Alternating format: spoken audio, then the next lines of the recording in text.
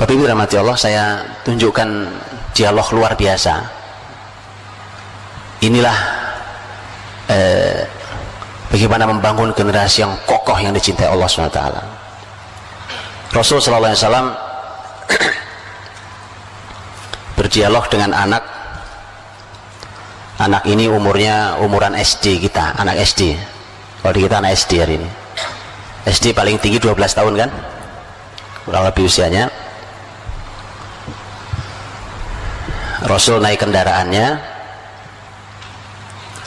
anak SD ini dibonceng di belakang Nabi, taruh di belakang. Lihat kan? Hadis menyebut seperti ini, dan ini yang bercerita langsung si anak SD ini, yang umur SD ini, yang kelak menjadi orang besar, orang luar biasa, orang lengkap, satu orang berkualitas umat. Coba kesolehannya, ilmunya, kekuatannya, keahliannya, kepemimpinannya, lengkap ini orang. Bahkan umur 15 tahun di zaman dinasti di zaman Khalifah Umar bin Khattab diangkat menjadi staf ahli kekhilafahan. Iya, para sahabat sampai mengatakan kalau ada masalah-masalah berat, Umar tuh nanyanya ke dia nih. Anak kecil Pak, 16 tahun 16 tahun sekarang di mana anak kita? Yang bertutur langsung beliau ini, bagaimana caranya sampai jadi generasi sehebat beliau. Sentuhan Rasul SAW. Karena sahabat yang satu ini bertemu Nabi SAW itu di usianya kurang lebih 8 tahun. Jadi baru ketemu dengan Nabi itu kurang lebih umur 8 tahun.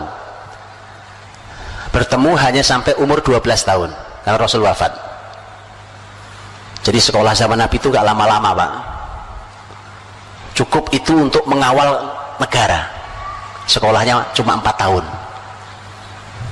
Iya betulan ini, karena begitu 12 di masa kekhalifahan Abu Bakar Siddiq kurang lebih 2 tahun setengah pas usia 12, 14 setengah kurang lebih atau 15 tahun kemudian masuk Khalifah Umar, dan oleh Umar dipanggil dia di majelis resmi staf ahli orang-orang penting, orang-orang berilmu di masa sahabat. Dikumpulin, ternyata muncul anak kecil sampai sahabat lain heran, loh kok ini dimasukin?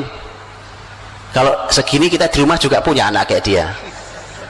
Emang urusannya urusan umur ya kan? Kata Umar, ini bukan urusan umur, ayo kita tes yuk.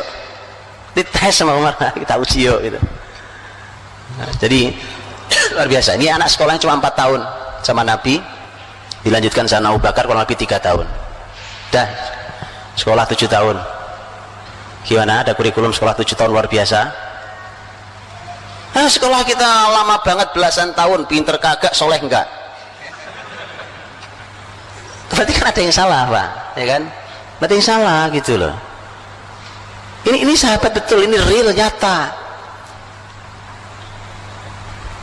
Beliau langsung yang bertutur tentang peristiwa yang mau saya sampaikan ini. Bagaimana nasihat-nasihat Nabi sampai dia jadi orang kokoh luar biasa. Dan ini yang jadi modal penting buat kita terhadap generasi kita.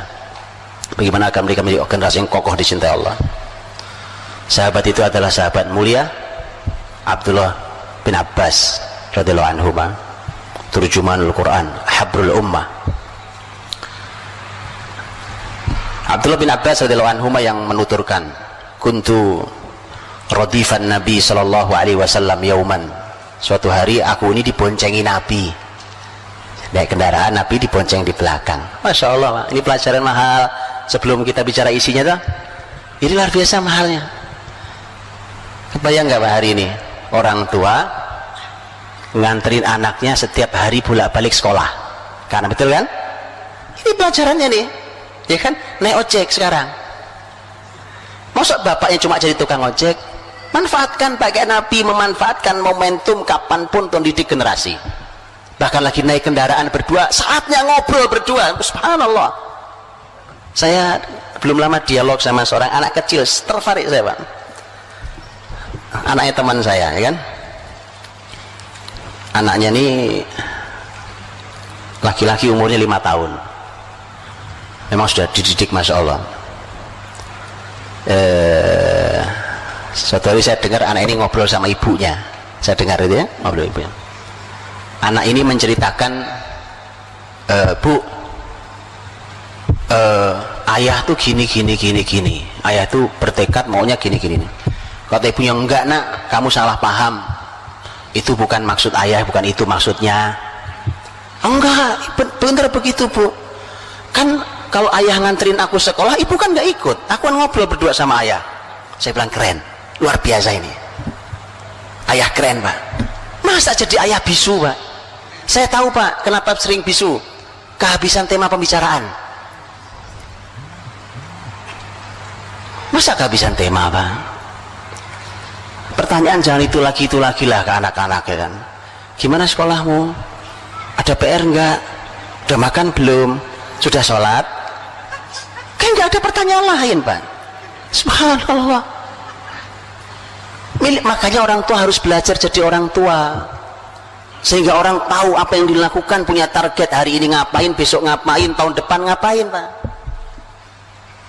Jangan ngobrol aja kok kehabisan tema.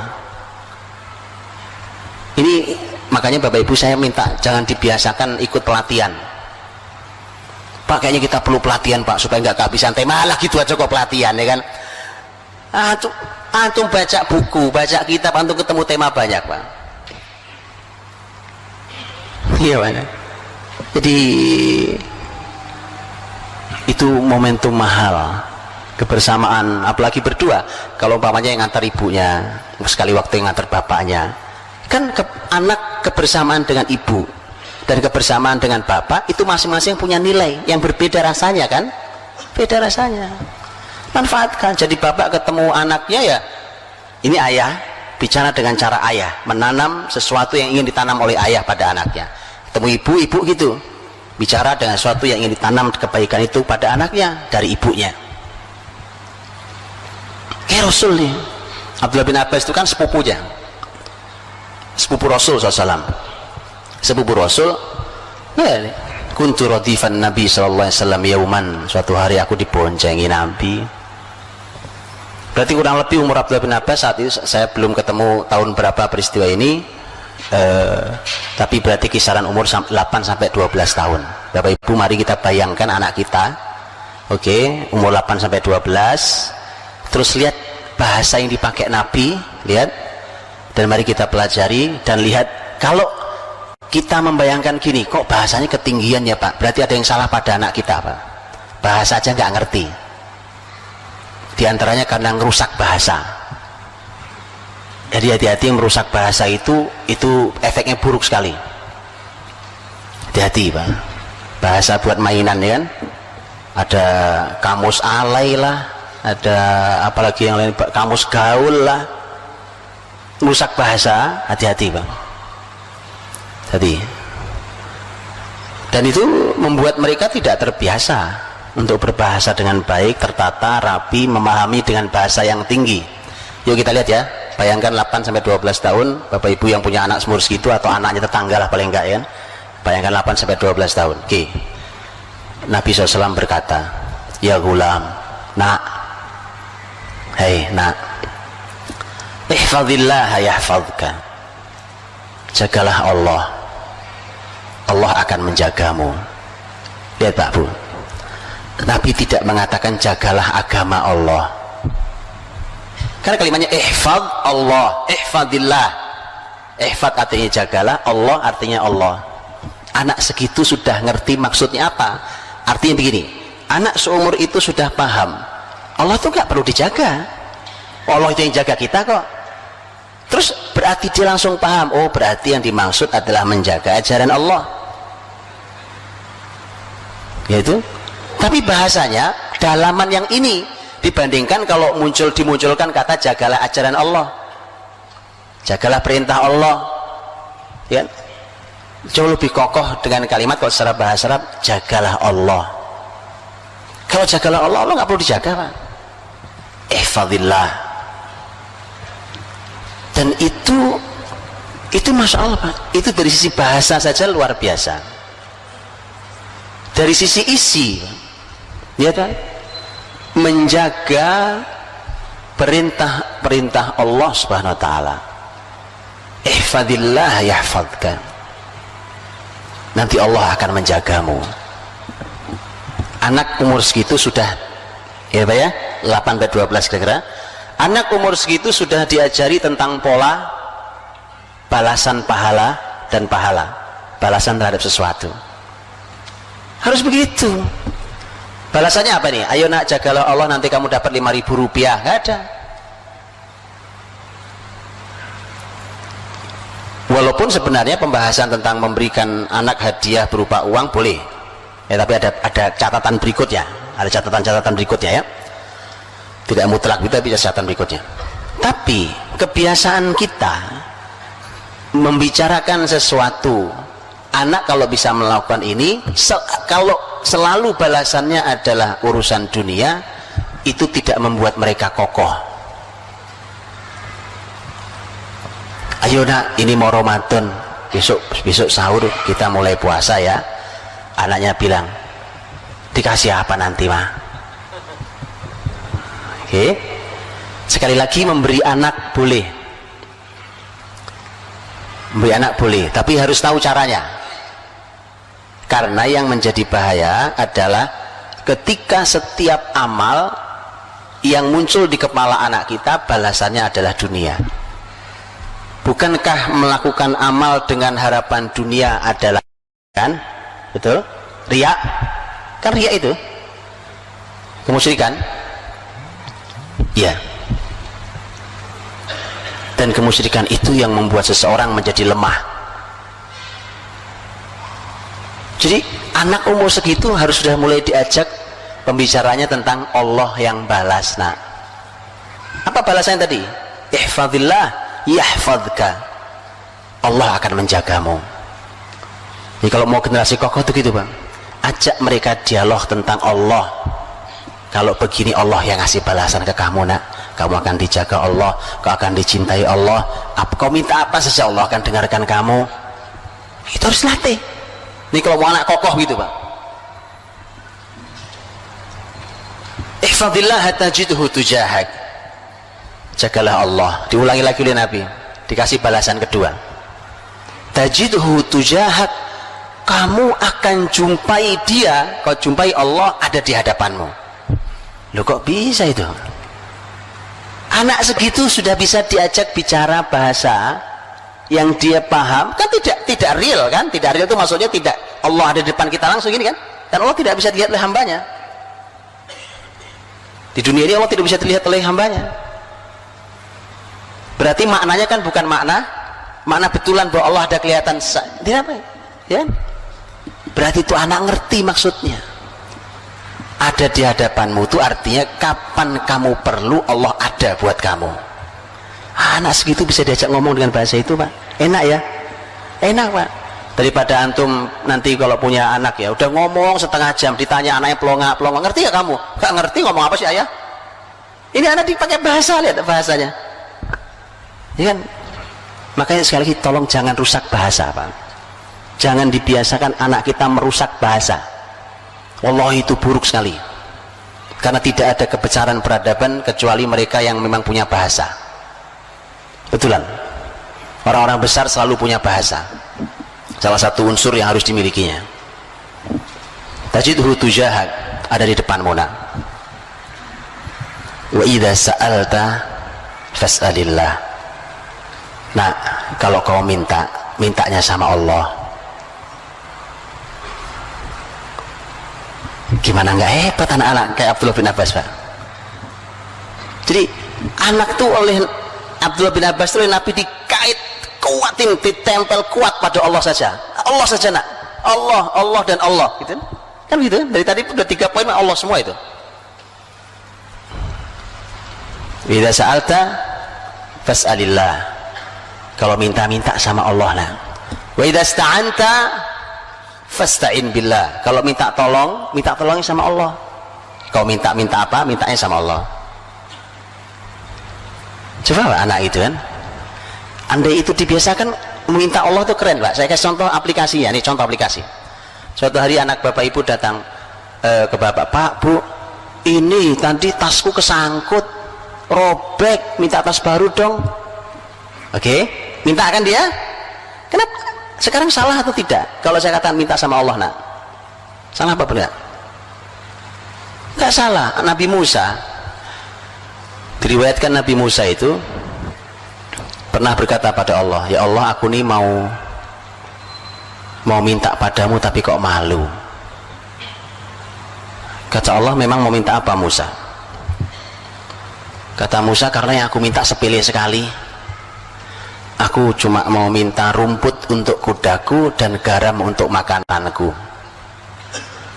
Allah berfirman, Musa, mintalah apa saja hingga rumput untuk kudamu dan garam untuk makananmu. Sekarang mahalan mana? Sepatu, tas sama garam. Lihat kan? Iya loh Pak, minta sama Allah. Masalah nanti, coba kau minta nak sama Allah. Baik, mudah-mudahan nanti ayah dikasih rezeki sama Allah untuk bisa beli tas buat kamu. Keren Pak. Jangan Anda jadi Tuhan. Apa? Perlu? Ya, yuk, ntar lagi jalan. Hebat amat sekali. Ajari anak, ini masalah pendidikan, masalah tarbiyah anak. Nabi ngajari, wa idza sa'alta fas'alillah, minta sama Allah nak. Wa idza sta'anta fasta'in billah, minta tolong, ada masalah sedang dihadapi oleh anak kita. Ayo nak, ayo munajat pada Allah, minta sama Allah agar dilepaskan dari masalah ini. Tidak ada masalah besar kalau Allah ingin menghendaki untuk dilepaskan. Sakit umpamanya, ya Allah, Rasul bersabda nak, ma anzalallahu da'an illa anzala dawa'an alimahu man alim jahilahu man jahil. Kalau Allah itu yang menurunkan penyakit, Allah juga yang menurunkan obat. Kalau kamu sakit, insya Allah nggak ada masalah. Ayo minta sama Allah yang maha menyembuhkan. Allah wasyafi, Allah yang maha menyembuhkan. Begitu Pak. Kokoh generasi ini. Kalau pegangannya sama Allah mesti kuat sekali. Tapi kalau pegangannya hanya pada dunia, kemampuan kita, takutnya cuma sama makhluk, itu yang membuat lemah. Wa idza sta'anta fasta'in billah. Kemudian lihat kalimat Nabi berikutnya. Kata Nabi, wa'alam, ketahuilah,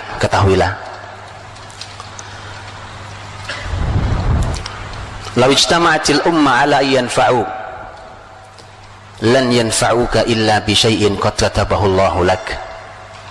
Kalau semua yang ada ini ingin memberimu kebaikan, ingin memberimu manfaat, itu tidak akan terjadi kecuali kalau memang itu takdirnya milikmu. Ditanam tauhid yang kuat. Generasi kuat memang begitu. Sebaliknya, wa in istama'u ala ayyadurruk bi syai'in la yadurruka bi syai'in illa qad katabahu Allahu 'alaik. Kalau mereka sepakat untuk membahayakan dirimu, itu pun tidak akan pernah terjadi kecuali memang hal itu, keburukan itu memang sudah ditakdirkan akan mengenai dirimu. Jadi itu anak gak punya takut sama sekali Pak, ya kan? Nggak ada takutnya, gimana? Nggak ada takut. Pertama, dia tidak bersandar pada makhluk, karena tadi Nabi katakan, ya anggaplah semua orang pengen membantumu, itu kalau bukan takdirmu kamu nggak dapat bantuan itu. Berarti gini kan, dibersihkan oleh Nabi dari bersandar pada makhluk.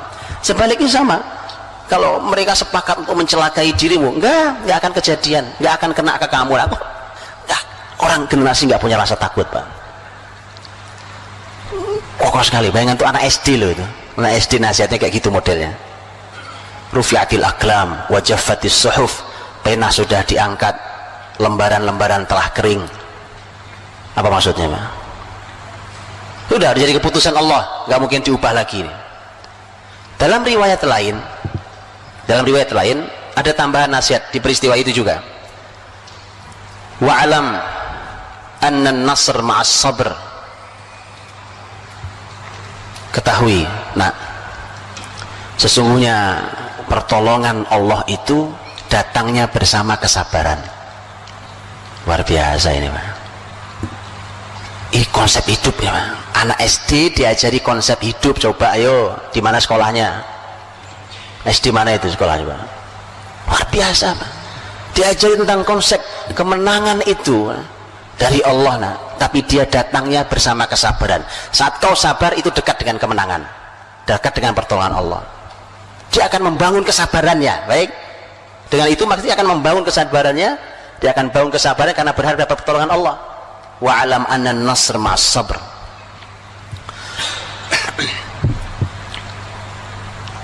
Wa annal faraj ma'al karb.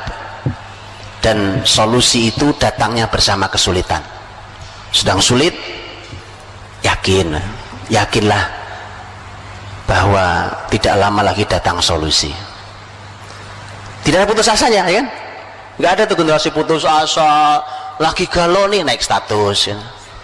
Nggak ada Pak, nggak ada generasi begitu tuh, nggak ada. Nggak, di Islam nggak ada, di Islam generasi kayak begitu tuh sama sekali nggak ada. Lihat generasi Abdullah bin Abbas disampaikan Nabi, solusi itu nak datangnya bersama kesulitan. Makanya Abdullah bin Abbas ketika menafsirkan ayat inna ma'al usri yusra wa inna ma'al usri yusra, inna ma'al usri yusra, 2 kali itu, dan sesungguhnya bersama kesulitan ada kemudahan, sesungguhnya bersama kesulitan ada kemudahan. 2 kali diulang. Apa kalimat Abdullah bin Abbas? Kalimat Abdullah bin Abbas bahwa dengan ayat ini maka kesulitan tidak mungkin mengalahkan kemudahan 2 kali. Dari mana diambilnya? Dari ayat ini kan 22. Kenapa 22? Di situ disebut kesulitan 2 kali, al-usr, dan disebut kemudahan 2 kali, yusra. Beda. Walaupun sama-sama disebut 2 kali, ternyata beda menurut para ulama tafsir. Karena al-usr menggunakan alif lam, kesulitan pakai alif lam di ayat itu. Kemudahan ada alif lamnya enggak? Yusra tidak ada alif lamnya. Loh, memang apa Pak bedanya alif lam dengan tidak ada alif lam? Beda. Sesuatu kalau ada alif lamnya maka bendanya sama. Itu juga. Ini air, kalau dibunyikan alma, airnya ini juga. Nggak ada air yang ini, kan ada air, ini ada air. Tapi yang saya maksud cuma ini. Walau disebut 2 kali kata kesulitan, tapi dengan menggunakan alif lam, maka berarti jenis kesulitannya sama, itu aja. Tapi yusronya, kemudahannya tidak ada alif lamnya. Berarti kemudahan itu tidak satu jenis. Mudah. Lihat bedanya Quran Pak, cara membahas Quran yang Masya Allah ya kan. Nah, Abdullah bin Abbas masuk itu konsep lah itu. Ketahui nak solusi itu hadir.